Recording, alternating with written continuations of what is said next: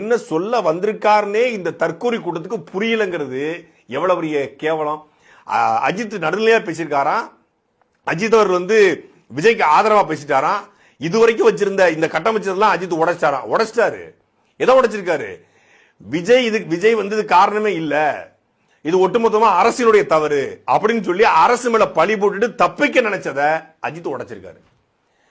ஒரு பண்பட்டவனுக்கும் ஒரு பைத்தியக்காரனுக்குமான வித்தியாசம் என்ன தெரியுமில்ல? பண்பட்ட ஒருத்தர் என்ன சொல்றாரு, இதற்கு நானும் பொறுப்பு. கரூருக்கும் இவருக்கும் சம்பந்தம் இல்லை, ஆனா இந்த சமூகத்தை தானும் ஒரு அங்கம், நானும் இதற்கு பொறுப்பு, ஒவ்வொருத்தரும் இதுக்கு பொறுப்பு இருக்கணும்.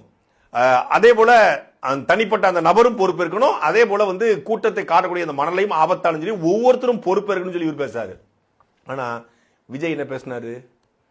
சிஎம் சார், நீங்க பழி வாங்கணும்னா என்ன பழி வாங்குங்க, ஒட்டுமொத்தமா தூக்கி தமிழ்நாடு